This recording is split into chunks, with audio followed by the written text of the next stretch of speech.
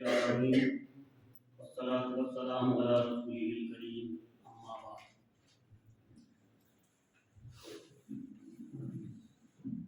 पर तशरीफ फरमा काबिल कदर सादत इकराम फ़ुक़हा अज़ीज़, अस्सलामु अलैकुम व रहमतुल्लाहि व बरकातुहू। श्रीमद् भगवद गीता का फ़लसफ़ा औसाफ़ सलासा, ये वो उन्वान है जिस पर मुझे इख्तिसार के साथ कुछ बातें बयान करनी हैं। आप में से अक्सर लोगों को इस बात का इल्म होगा कि सनातन धर्म एक मशहूर व मारूफ और सबसे मुक़द्दस तरीन किताब महाभारत, जिसके अंदर 18 पर्व हैं। इन्हीं पर्व में एक पर्व का नाम है भीष्म पर्व। गीता इसी पर्व में मरकूम है।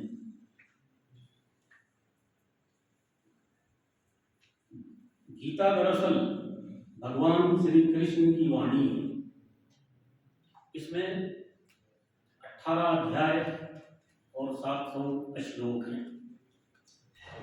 जब कुरुक्षेत्र के मैदान में गांडीवधारी अर्जुन अपने ही चटाधार भाइयों से, अपने ही गुरुजनों से और अपने ही सगे संबंधियों से किताल करने में परोपदेश का मुजाहिरा कर रहे थे, तब भगवान श्री कृष्ण ने अपनी वाणी से, अपने फलसफे से, अपनी नसीहतों से अर्जुन को जंग के लिए आमादा किया।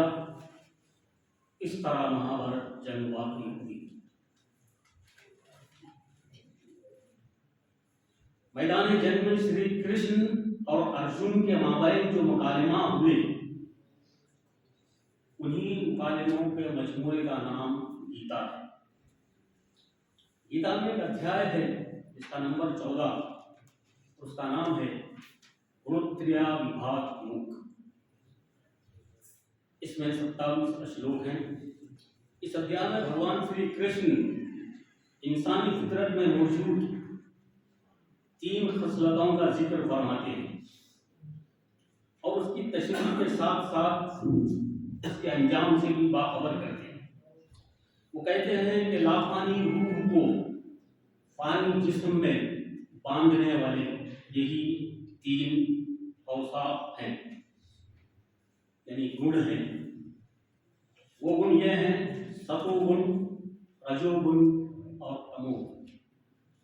इंसान जो भी काम करता है वो इन्हीं 3 गुणों में से किसी एक गुण के ज़ेर असर करता है। ऐसा नहीं है कि तीनों गुण एक साथ असरअंदाज हों, बल्कि कोई एक गुण बाकी 2 गुणों पर गालिब आता है और वही मुहर्रिक भी बनता है। अब एक एक करके इसकी तशरीह की जाती है कि सतु गुण के लग़वी माने हैं हकीकत और सच्चाई। ये गुण सबसे आला तर माना जाता है। इस इस्तिलाह को अच्छाई, नूर, उसूल इल्म के मायने में इस्तेमाल किया जाता है। रजोगुण यानी रजस के मायने ख्वाहिश, अमल, जज्बात और जद्दोजहद वाली फितरत के हैं। तमोगुण तमस के मायने है अंधेरा और तारीकी। गीता की इस्तिलाह में इसको अदना, अखीर, जलील और जहालत के मायने में इस्तेमाल किया गया। जिस इंसान के पास सतोगुण होता है उसे वो सुख में मुनहमिक होता है, उसे इरफान हासिल होता है, वो बेगर्ज अमल करता है, उसे अमल के लिए समझ की ख्वाहिश नहीं होती, वो सिर्फ काम ही करता रहता है। और जब इस किस्म का आदमी मरता है तो वो जन्नत में अपने ही जैसे लोगों से मुलाकात करता है। रजोगुण जिस इंसान के पास होती है वो इंसान लालची होता है। वो हमेशा अपने बैंक बैलेंस को बढ़ाने की कोशिश में रहता है, अपनी प्रॉपर्टी को किस तरह बड़ा करना है उसी में सोच विचार में रहता है। उसकी पूरी जिंदगी पैसे के गिर्द घूमती रहती है। पैसा किस तरह बढ़ाया जाए, और जब पैसा आता है तो नफसानी ख्वाहिशात भी उभर कर आती हैं, तो नफसानी ख्वाहिशात में भी मुब्तला होता है। जब इस किस्म का आदमी मरता है तो फिर दोबारा दुनिया में आता है और अपने ही जैसे इसी फितरत के इंसानों में उसका जन्म होता है। क्योंकि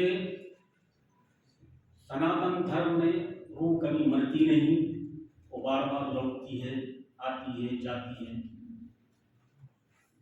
अब तमोगुण, जिस इंसान के पास तमोगुण होता है वो जाहिल होता है, काहिल होता है, और उस पर नींद का बलवा भी ज्यादा होता है। वो कल के काम को आज के करने में यकीन नहीं रखता, बल्कि आज के काम को कल पर हमेशा टालता ही रहता है।